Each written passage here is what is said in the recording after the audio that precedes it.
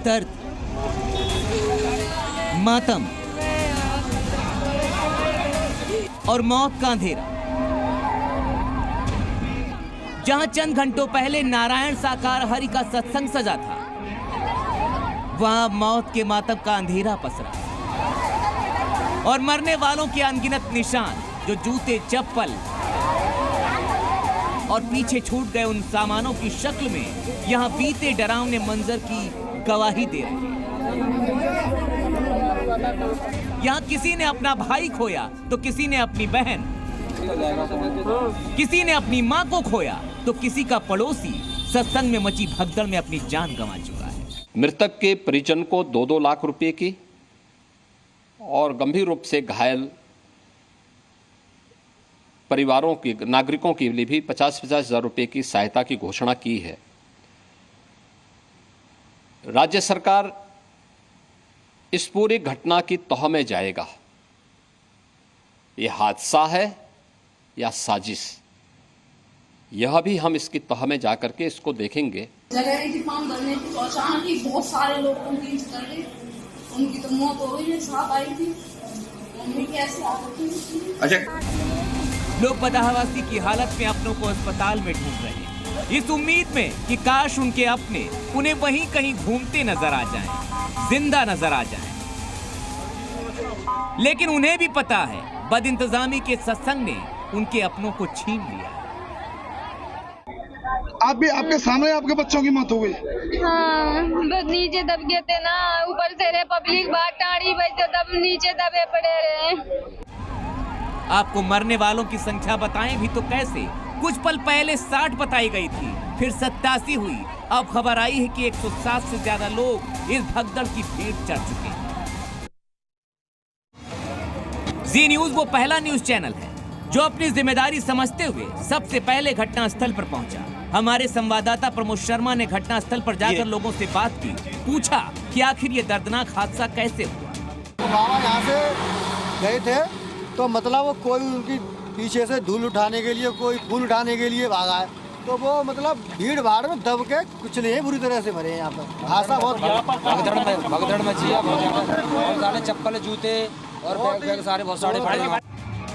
कौन सोच सकता था कि दोपहर में जो सत्संग से भरा पंडाल भक्तों के जयकारों से चहक रहा था, वो अचानक मौत के पंडाल में बदल जाएगा। ये दो तस्वीरें देखिए, ये सत्संग के समय की है और दूसरी सत्संग के बाद की। एक ही जगह की दो तस्वीरें, एक में खुशियां दमक रही हैं तो दूसरे में मौत से भरी चीख पुकार। खबर है कि दोपहर 2 बजे के करीब बाबा नारायण साकार हरि का सत्संग खत्म होने के बाद लोग साकार हरि के पैरों की धूल और पैर छूने के लिए उमड़े और फिर उसके बाद पंडाल में जो भगदड़ मची उसने सैकड़ों लोगों की जान ले ली। किसी की दम घुटने से मौत हो गई तो तमाम की हजारों की भीड़ में पैरों से कुचलने से सांसें टूट गई। आरोप ये भी लग रहे हैं कि सत्संग के लिए बनाए गए रास्ते बेहद संकरे थे और बाबा के चेलों ने गेट पर जबरदस्ती लोगों को रोक कर रखा था और उसी से भगदड़ मची और इतने लोग काल के मुंह में चले गए। बहुत रही थी भैया। कैसे हुआ हादसा ये? भैया नीचे दब गए, बहुत पवन का ऊपर कर गई। बहुत हुई भीड़, बहुत हुई। भगदड़ की वजह से ये मौत हुई। एक संग वो रुक गई का दबे गए वहां में। चश्मदीदों की माने तो सिर्फ 40 पुलिस वालों के सहारे 50,000 से ज्यादा की भीड़ को संभालने का जिम्मा था। उनमें भी सत्संग का जिम्मा खुद सत्संग करने वाले बाबा साकार हरि के पर्सनल गार्ड्स यानी चेलों के जिम्मे था। काफी लोग पीछे भाग रहे थे और हादसा हुआ था। कोई भी पुलिस वाला नहीं था, सिर्फ उनके लोग थे। कोई भी एक भी पुलिस वाला नहीं था। 2-4 पुलिस वाले थे जो कि नामात्र, जो कि सिर्फ रोड को देख रहे थे। कहाँ था प्रशासन, कहाँ थी पुलिस और कहाँ थे वो जिम्मेदार लोग जिन्होंने इतने बड़े आयोजन की मंजूरी दी थी? आखिर किसके भरोसे? बाबा के भरोसे या उन भक्तों के भरोसे जो जान हथेली पर लेकर बाबा साकार हरि के सत्संग में आए? और कहां छिपकर बैठा है वो बाबा जो सैकड़ों भक्तों की मौत से भी नहीं पसीजा और अब गायब है? देती है। बाबा की पुलिस किसी व्यक्ति को वीडियो नहीं बनाने दे रही थी। वो कह रही थी फोन पकड़ लूंगा, ये हो मेरा, उन्होंने फोन पकड़ लिया था। हमारे यहाँ कल से सर्वर बंद है, नेटवर्क आ नहीं रहा है, वीडियो बना नहीं सकते थे। और जबकि ऐसा नहीं है कि सत्संग होने के समय भी आप वीडियो नहीं बना सकते थे, सत्संग होने से पहले भी इस पंडाल की वीडियो नहीं बना सकते थे। ऐसा क्या हो? जो इनके सेवाधारक थे वो डेड बॉडियों को दुबका रहे थे, तो गांव वालों ने कहा ऐसा क्यों कर रहे हो भाई? कह रहे ये घायल हो गए, कोई दिक्कत नहीं है। फिर गांव वालों ने और क्षेत्र की जनता ने कहा, जब लेके इन लोगों को फिर सरकारी हॉस्पिटल में पहुंचाया गया इन लोगों को। सुना आपने?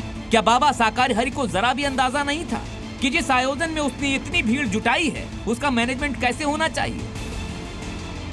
अब इन सारे सवालों के जवाब तलाशने के लिए मुख्यमंत्री योगी आदित्यनाथ ने 2 बड़े अधिकारियों को 24 घंटे में रिपोर्ट का जिम्मा सौंपा है।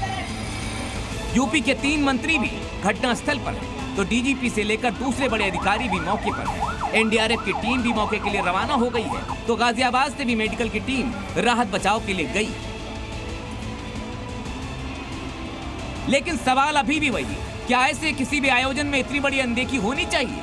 क्यों हादसे के बाद ही प्रशासन और जिम्मेदार लोगों की नींद टूटती है? लेकिन इस टूटी नींद का क्या करें जो 100 से ज्यादा लोगों की मौत के बाद टूटी है? ब्यूरो रिपोर्ट, जी न्यूज़। जी न्यूज़।